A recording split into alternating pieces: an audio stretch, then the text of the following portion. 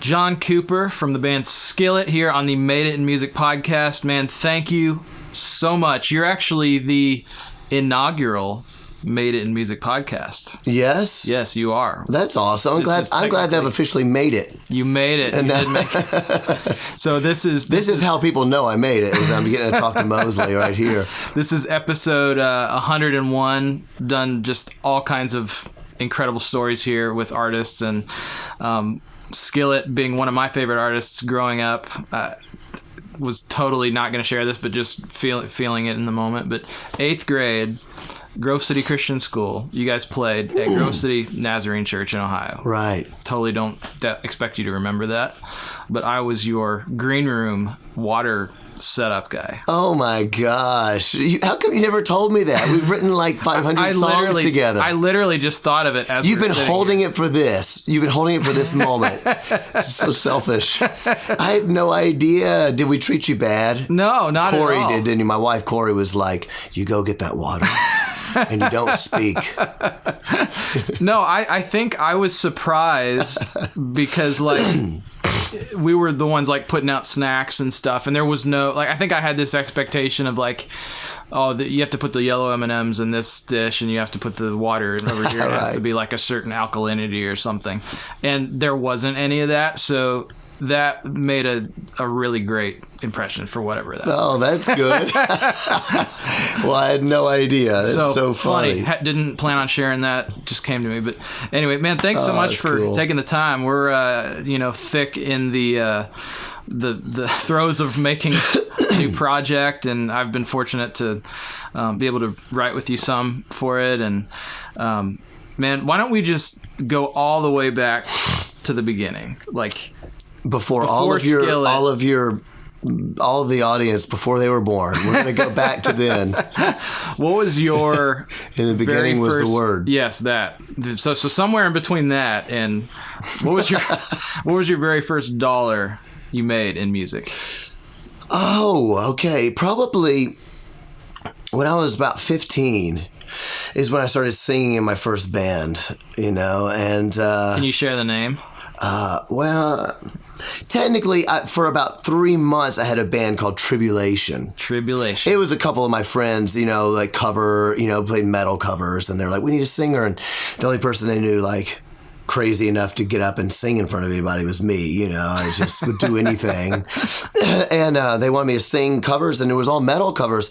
A lot of the songs I didn't know because I wasn't allowed to listen to rock music in my house. I couldn't even listen to Christian rock music. So a lot of it I didn't even really know, but I heard it at my friend's house, but I didn't know the lyrics. So they'd have to write down lyrics for me, and I'd sing Kiss songs and Metallica songs and stuff. Yeah. We did that for a few months.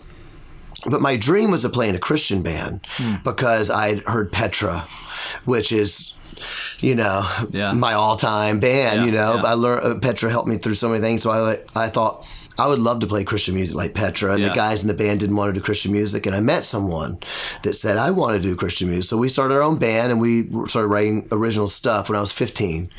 Probably played our first gig when I was 15, but didn't get paid. Probably got paid around 16 years old. Okay, that's pretty early. It is. We were playing a couple of club things in town, and I think I got paid like $30, and it'd probably be the equivalent of now of making $50, And I was like, oh my gosh, this is the dream. I could buy pizza afterwards. I love it. So between then and when you went full time, was Skillet full time, or was there a big journey in between that? There was a big journey. I mean, I played in this band called Seth for years, 3 or 4 years. That was kind of my dream, with a bunch of guys. And were you the singer? I was a singer, in a Christian band, and I think eventually, I'm trying to remember exactly. I started a side thing for fun with my buddy in the band. We started another band. It was like a funk band. We needed a bass player, and I couldn't. That's what it was. Seraph lost their bass player. Okay. Yeah. And bass players are hard to find. So anybody out there that doesn't want to just write songs and want to be in a band, you play bass, because there are no bass players. There's no glory in it. Everyone wants to play guitar or whatever, or drums now. Yeah. They want to beat like a conga or something. But it used to be guitar. And I was like, I can play bass. How hard is it? It's one note at a time. So I started playing bass. And eventually it led to my pastor saying, hey, you should start a side project with this other guy from this other band. I think you guys would be really good together. And I was like, I'll write some songs. And he said, yeah, if you do, you could call it Skillet. It'd be like taking all these different ingredients out of different bands and throwing it all in a skillet. I never heard that story. So that's literally where that came from. Yeah, I was 20. Crazy. And that's when we started Skillet. And I didn't think it would take off. I was hoping my other band was going to happen. And this happened, and I was prayed about it. And I was like, I can't believe I'm going to drop out of college to be in a band. I always wanted to play music for my life. I never thought I'd make money doing it. Sure. So I was afraid to drop out of school. Yeah. Luckily, it was easier because I was failing out of school. So it was either like fail and go do a band, or just fail and be miserable. So you guys, I assume, just hopped on the road, started touring. I mean, how were you like opening on tours, or what was like your path of entry into this whole thing? Sometimes it's hard for people to know what 1996 was like. I mean, let me bring a few things into this. Today's world is science fiction compared to 1996. In what way? I had never heard of the internet. I mean, it was around, I suppose. I've learned now. I've read it in history books. But I didn't know anybody who knew what the internet was. My generation didn't grow up with it. So you didn't go click to find new bands. The only way you found new bands was at a record store. Word of mouth, one of your friends that would have like a burned tape.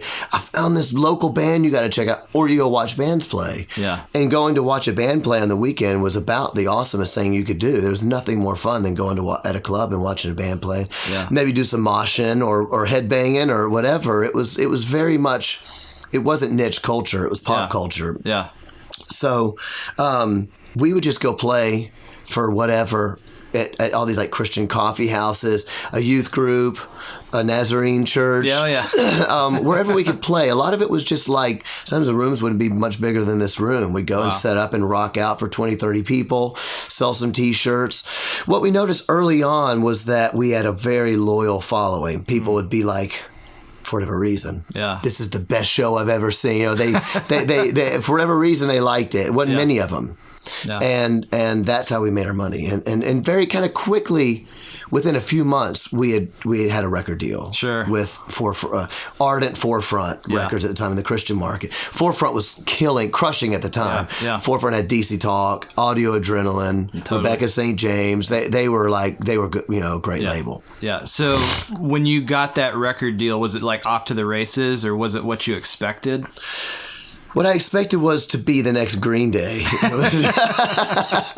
going to be huge because, this is amazing music, I'm being kind of facetious, but when you're 20 years old and you're making your own music and you're in a band and you're playing every night, if you don't have a certain amount of, I don't mean arrogance, but I really don't mean arrogance, but a certain amount of like, you have to be a little crazy to get out there and do that every night. Yeah. Like, hey, everybody, come here, watch me. I'm going to do something you've not seen yet. You have to have a certain amount of craziness, faith in yourself. I believed it was going to be big, and I found out very quickly how wrong I was. How hard it is to make a huge hit song, to sell 1 million records. I mean, it was a whole different thing. So there always is that little time at the beginning when you have these big dreams of, I think it's realistic that I could be a YouTube star. Yeah. Everybody thinks there's a chance they could get on The Voice. Yeah. There's a chance I could do it, and you make the top 150 or whatever. Right. It's a lot harder once you dig into it. Yeah. What were some of the things that were way harder than you thought they were going to be? I knew the road would be hard because I had already been on the road. Things that, I didn't understand the politics of music. I mean, does that make sense? Or do I need to explain that to people? Yeah, maybe talk a little bit about that. I mean, I didn't understand that So, like, if you watch politics or you find out somebody, you're like, I believe in that person, I want to vote for them. And then you find out, well, really the only reason they got there is they made a deal with someone else and they owed them a favor and they gave them a chance. And that's why they don't really care about you. They care about getting money from people that are funding whatever. Sure. That kind of politics. Sure. I didn't realize that it would be as much about me going into a radio station and they say, we play my song. They say, no, not unless you'll come do a free concert for us. Yeah. I didn't know that would exist. So for me, I was like, I'm not doing that. You guys are the man. Sure. And this is the 90s. And again, putting yourself in the 90s was anarchy, disrupt the system. I mean, just think about if you've all the read history books, Nirvana, and I mean, the whole world was changing so rapidly. It was all against the man. So for me, I was like, you're a freaking sellout. I'm not coming to do something for free. You're not going to use me. I'll do my music on my own. I don't need your crappy station. And I found out that I really needed their crappy station really, really, really much. That was disillusioning because I actually thought it was about the music, and it's not. Other disillusioning things for me, I never knew that being a Christian musician tag was going to hurt me with a mainstream audience. It never crossed my mind. I knew people said it, but I really believed they're also the man, because I've got tons of atheist friends. I've got tons of non-Christian friends that come to our concerts. They're like, your music touches me. You know, I knew that was the case. So I had a theory that it wasn't really true, but people were just afraid to try. Yeah. And if I can be so bold, totally.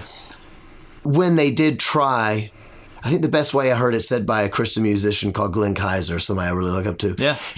Glenn Kaiser said to me, he's like, you know, the problem with Christian crossover bands, they want to cross over, but they never take the cross over.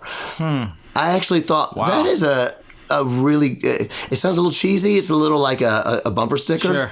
It's true. People cross over and they realize they're afraid. If they have the Jesus tag, people won't play the music. They get made fun of, whatever. They get blacklisted. And it is true. There's a lot of pressure there, so I'm not dissing on anybody else. So I believe that we could actually do that. And I found out quickly I was wrong. 1998 was the first time Atlantic Records wanted to sign us. They kept sending all these guys out to see us. Yeah. You're going to be the next Rob Zombie. You're going to be the next Marilyn Manson. We're going to do it.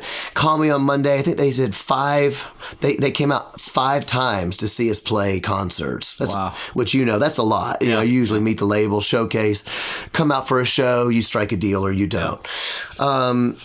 5 concerts they came. And he's like, call me Monday. I'm doing this deal. I've got the producer. He was telling me the producer was, we're going to change a keyboard line on track 1. We're going to add a hook on 3. You're going to be the next big thing. Wow. I call him Monday and he won't answer my calls. Tuesday, this is after 5 times he's come to see us. I call him. 2 weeks later, he finally picks up. He's like, hey, I've been dodging and I got to be honest, I'm going to get crucified if I sign a Christian band. I just can't do it. My label's going to kick me out. So if you can drop the Jesus thing, we can do it. If you don't drop the Jesus thing, we can't do it. And so we didn't sign with Atlantic in 1998. Yeah. But a funny thing happened. They signed POD in 1998. Yeah. Maybe about 8 months later. Yeah. The difference was that POD wasn't as known in the Christian world as we were already known. And I was I was a POD fan. Sure. So, of course, I was in a good way jealous, but I was excited because I felt that they were a band that would be vocal about their faith and stuff. So that's a long story, but those are the things that were disillusioning for me. Yeah, that's really good. Man, and I guess I had never thought about that with POD because a lot of bands or artists just don't really have a clear identity in the beginning. And if I'm hearing you right, it's really important to know who you are on the front end. POD maybe knew that that's where they wanted to start. So did they just not make as big of an effort in the Christian world, or like what do you think of those? I actually think that they did. Now, I mean, we're not great friends. I don't want to speak for them, but I want to be clear. I totally got their back because I was a fan. Yeah. I think POD was started as a Christian act and very loyal to it, but never just gained enough popularity. I think they were just too heavy for the Christian world. Sure. It was too fringe, Yeah. too urban. You know, they were so urban, even though they were metal. Yeah. They were from wherever in California. So Yeah. I think that it just happened because they didn't have as much baggage as we did, and they were able to do something different. We had a lot of baggage for those labels. Yeah. But I will say, what I'm saying is you need to know who you're going in. This industry will chew you up and spit you out. And what happens is that a lot of Christians, and I don't want to name them, we all know who they are. There's tons of huge celebrities who say they're Christians. Sure. But I look at their lives and I'm like, that looks nothing like Jesus. And if I was your pastor, we'd be having meetings every day, you know? That's not what it means to be a Christian. Yeah. You know, even one artist, I can't even believe this, won't name it, but you know what? I'm bold like a lion. So I'm just going to say I love it. To see an artist, there's a little edgy. Yeah. Photos on Billboard, on her website, on her albums, to be half nude on a record, and leading worship at Hillsong. Yeah, that makes no sense. And you know what? I don't even care if Hillsong's watching. They shouldn't be doing it. They're wrong for it. Yeah. And whoever her pastor is, they say, hey, you can do one or the other. We love you. God loves you no matter what you do, and God doesn't judge. But you are bringing something on. I believe those churches that do that and the artists, you're bringing something on yourself you shouldn't be bringing, because there's a higher standard for leadership, the Bible says. Wow. There's a high. You're not only bringing someone you shouldn't bring. You're inviting attack from the enemy in a way you shouldn't be doing, and I believe you're hurting, to me, the cause of how beautiful grace is. It's not cheap. Sure. It was costly, you know, to quote, you know, my wife's favorite Bonhoeffer. Yeah. So I have a problem with that. And a lot of Christians, they don't know what they want to do. They don't have pastor. They don't have a Christian manager. And I got to give a shout out. If you want to be in that market, have a Christian person that understands what you're trying to do. If I didn't have my manager, it's easy to listen to those voices that go, hey, I know you want to be a Christian. I'm totally for it. I think it's great. But don't you think you could reach more people if you never talked about Jesus? They say things that sound like wisdom, but they're really not. Wow. Does that make sense? Yeah. It's like in Lord of the Rings when in the Fellowship of the Ring, end of the movie, if you remember when Boromir's trying to take the ring from Frodo and he's going in the circle. Don't you think it could actually help us? And then Frodo says, I know what you would say, and it would sound like wisdom except for the warning in my heart. That is what my Christian manager has done for me, and my Christian wife has done for me, and my Christian pastors have done for me. Yeah. So no compromise. And if you don't get the next level, you don't get the success, who cares? Yeah. You know? So whether people who are watching or listening to this are Christians or not, I think what can be gathered is, you know, you've got to know who you are. You have to stick to whatever set of principles or operating system it is that you live by. And what I think is so cool about your story, I never knew that about the Atlantic Records coming 5 times passing. They later came back around. What point was that in the Skillet career? 5 years later, 2003, and it was a fight, man. It was such a fight, and you know they kept saying we really just love the band. Yeah. And at that point, though, you'd had POD, huge success. I'm trying to remember if Switchfoot had. I think Switchfoot was just having humongous success in a huge way. And with that amazing record that they released, Beautiful Letdown it was called. Things were changing, I think. I think that Christian music was showing that it was not second rate. And there's always been great Christian music. It just never got a decent look, in my opinion. They were realizing, okay, second rate, culture was changing.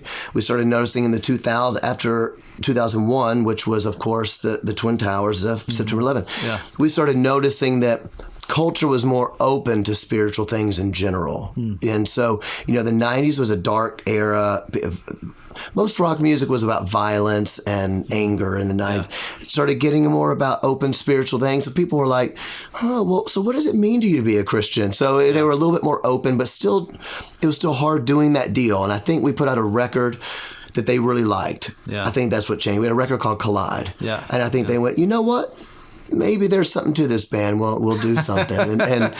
But in the end, if you want my honest opinion, I think God opened the doors. It's kind of miraculous. And I could talk for 2 hours on all the things that happened. They'd make you laugh, and you'd say, that's impossible. And God kept opening doors, and it finally happened. Yeah.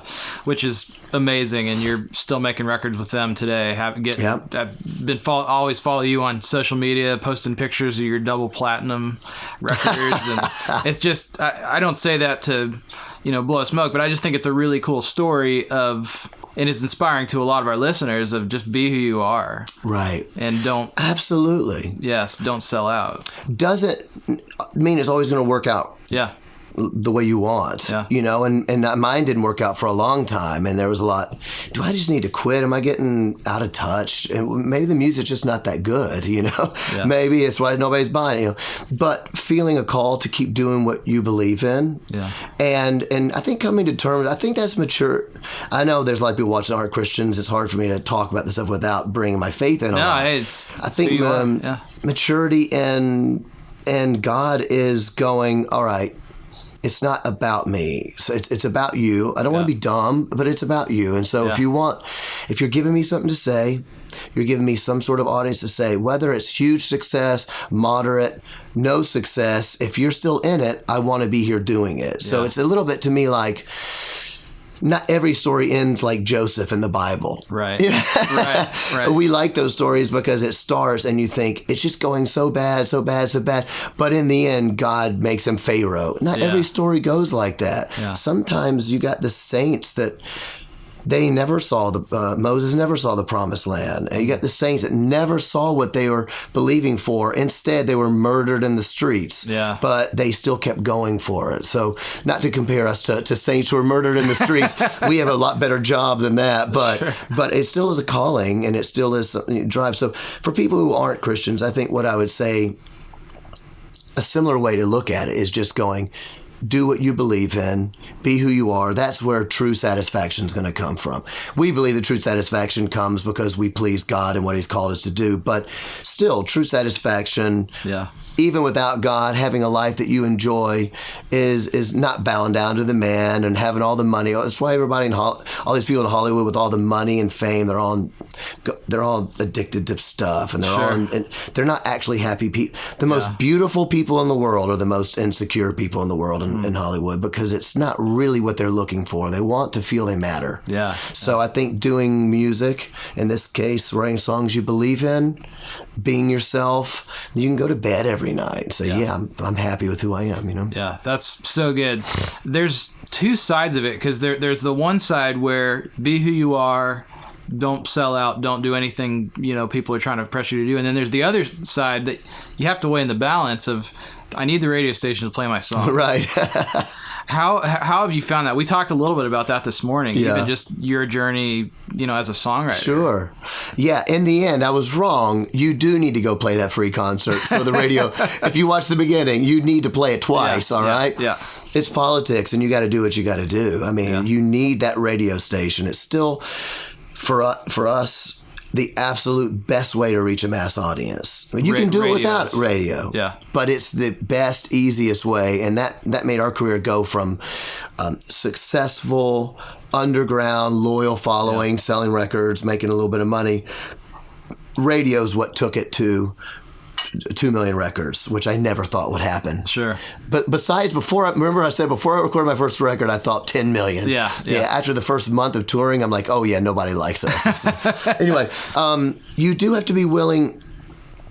I think there's a difference between compromising like who you are and being willing to try something new. You don't want to compromise your identity or something that like really matters, but going, hey, I want to try something new. And that's been key for Skillet. If Skillet was still making records like my first one, when I'm like, no, hey, John, I think it'd be smart for radio if we tried this. No. It'd be smart for a new audience if you try a little, no. Try a song acoustic, no.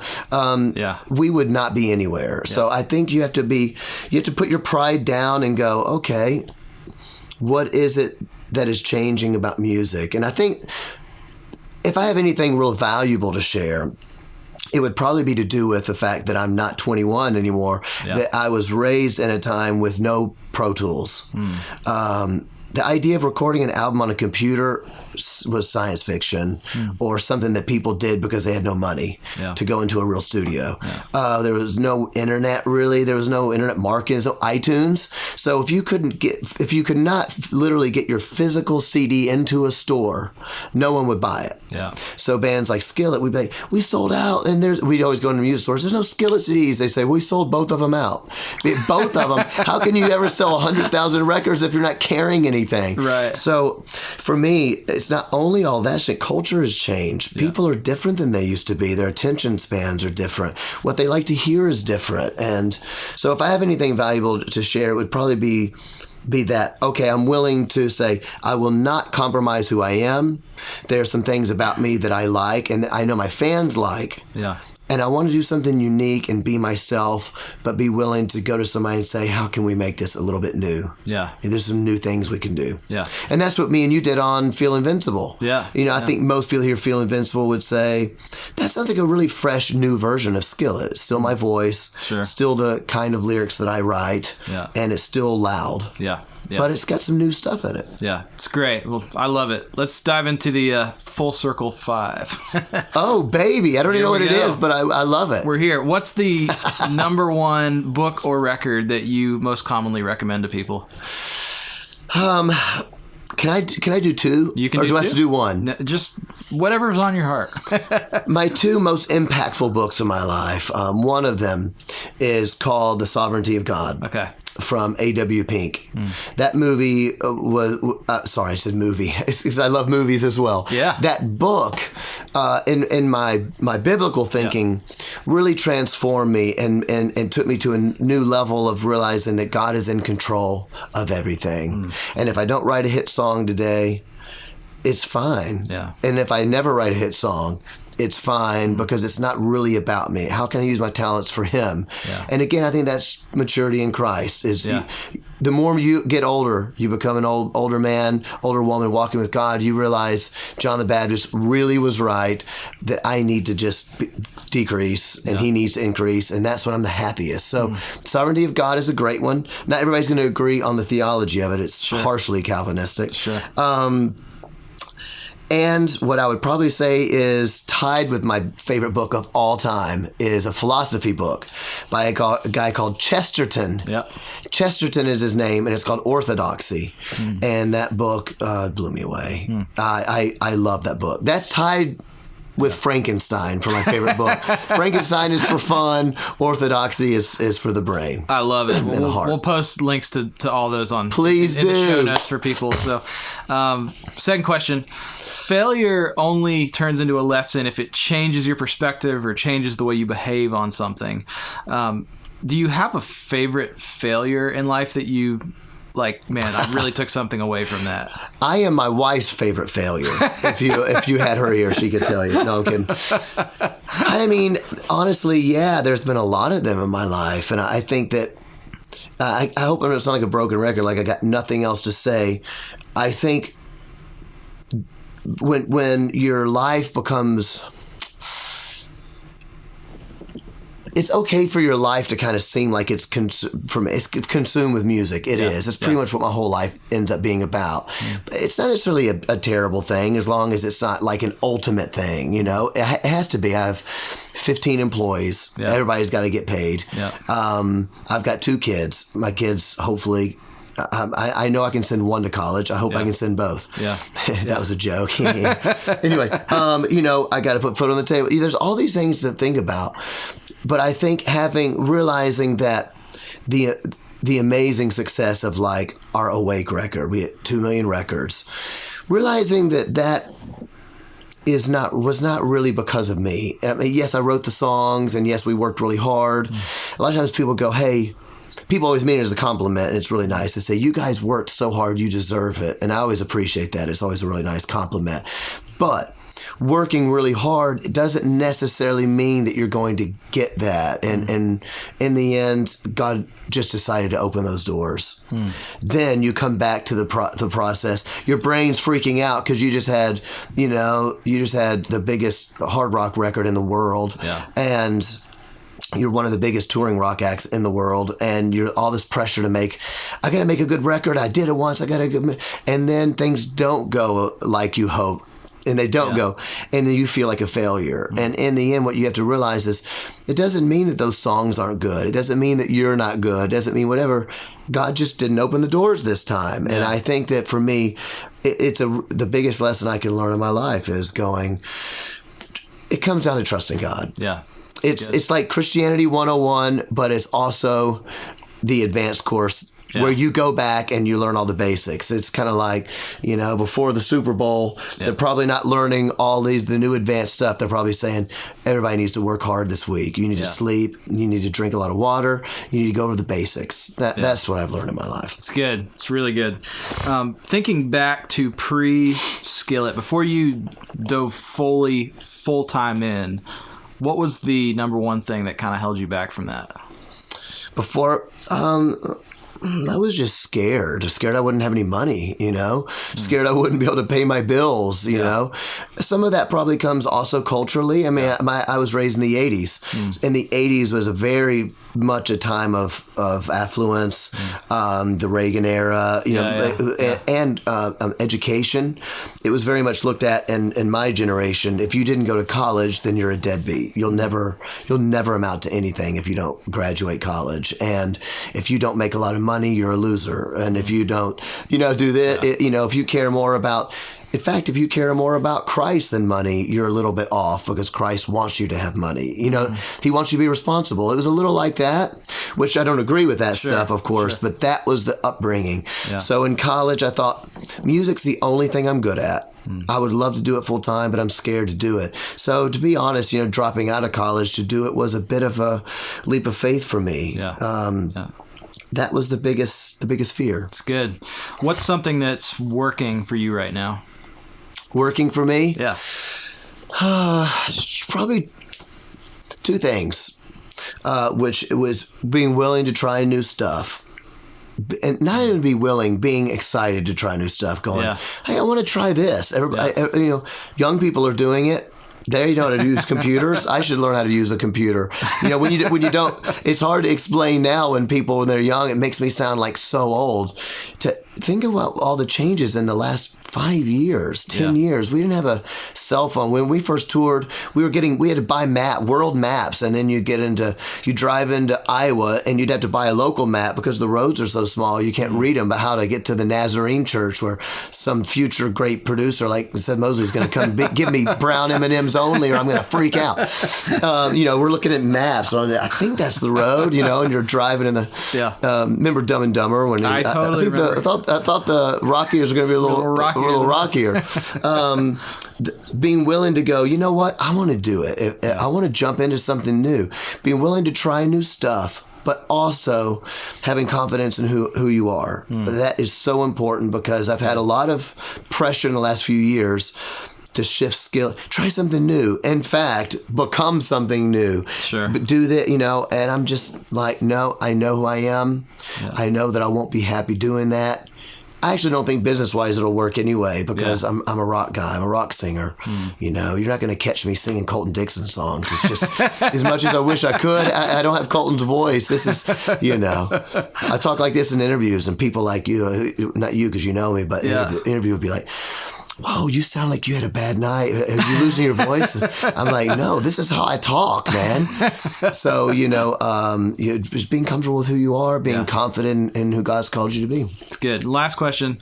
If you woke up tomorrow and Skillet, the business, whatever it is, it all disappeared and fell apart, and you had to start from square one, but you still have all the experiences and knowledge and wisdom that you currently possess, what would you do? Now, do you mean for music or just in life in general? Could be, it could be something in music, could be something completely different. Just in, okay, I see what you're saying.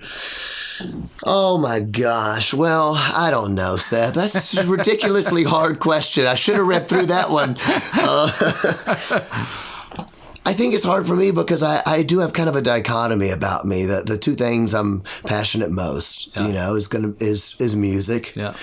I'm more passionate about Christ, of course, but I'm finding a way to do Christ is at the top. Yeah. Is what I'm trying to say. Yeah. The two things under Christ is music and ministry. And I love youth. Yeah. I've always thought I'd be a youth minister whenever Skillet ends, and Skillet never seems to end, which is awesome.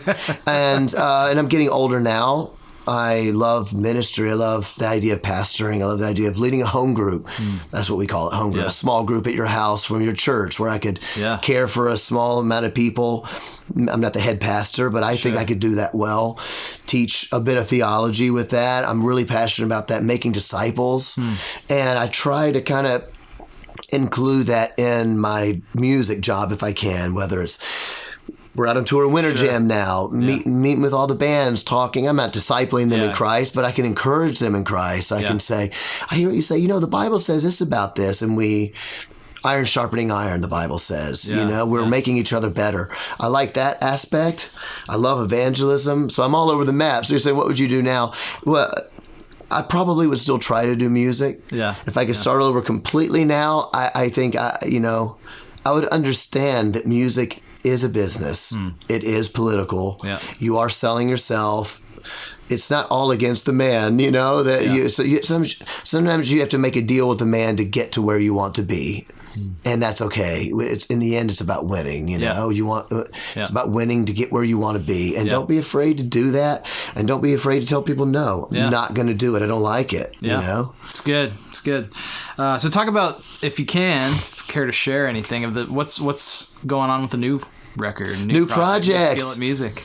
I honestly, and I'm not just saying this because I'm on a podcast, I am having so much fun. I know I've shared that with you. In a personal way. Me and you got together on our last record, which was called Unleashed. Everybody here that doesn't know Unleashed is sinning by not having Unleashed. All right, go Spotify it, or better yet, go buy it. We'll post it in our show notes. Yes, yes. And Mosley will put a little hat. You can buy a Mosley hat, buy it or something with your credit card. A PayPal. Yeah, I'm sorry, I'm old. Not a credit card. PayPal. Anyway, I'm having so much fun. On our last record that we did, when I met you, we started writing some songs together. Life just got. Not life, music got fun again because I wasn't trying so hard. I wasn't trying to fit a mold. It was kind of getting in a situation where I'm like, okay, this is a good relationship with me and my wife, Korey. We write a lot together. Having this relationship where the music has a lane. We're finding the lane where Skillet belongs, and we're having fun writing hooks. And I don't have to stress so much about every little word, every little note. If it feels good, we try it, I'm just having a great time. So where we're at with Skillet now, writing on the road, which I've really enjoyed, and maybe a new thing for me whenever I say about not being afraid to try something new. Up until 3 or 4 years ago, I didn't know how to turn a computer on and get my own email, okay? My wife has to do it for me. She sets up my phone. I'm like, how do I get into Twitter? This thing won't open. You got to put a password. I don't know what a password is. And now I can do my own Pro Tools work. I can record my own music. I can do... Of course, I play guitar and things like that, so I've always been able to play it. I've never been able to engineer it, and now I can do it on my own. So finding that I can record records while I tour, because that's when I get the most inspired. I meet the fans. I hear their crazy stories about how one of my songs, helped save their lives or helped check them in. I heard a song. They said, I need to go to rehab because of that song. It's the only thing that got me through drug rehabilitation or a divorce. I hear these songs. I'm like, oh my gosh, I want to write another song. That's so inspiring. So writing this new record is just so much fun. And my wife Korey and I are digging in like every day. And also I'm kind of relinquishing all the production to her. I'm not even producing most of it. She's doing most of it now. So Korey, she's amazing. She's wicked, right? Totally. Very. I don't know if you'd call it secret weapon because people I'm sure know how talented she is, but. I think we were talking about this last week. My daughter is a huge Skillet fan. She refers to you guys as Skeleton. Which is such a better name than Skillet. I'm throwing it out. If I could start over tomorrow, I'd start over with the name Skeleton. But she loves Breaking Free. I think it was your latest single off of the deluxe edition. Yeah.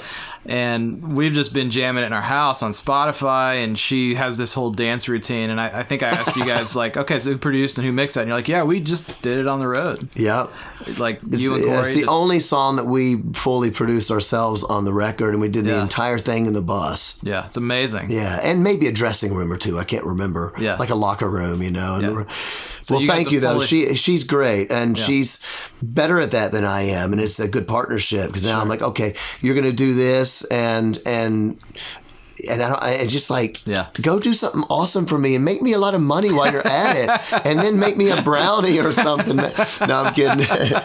She likes to cook. I'm not saying that women have to be the one making brownies. Men can make brownies too. And it's modern. It's 2018. I don't make brownies myself, you know, but I do laundry. Yeah, I can do laundry like a beast. Hey, there you go. So anyway, I do the laundry. She makes me a hit song, but it's a good partnership. So we're having a lot of fun. I think the fans are going to really like it.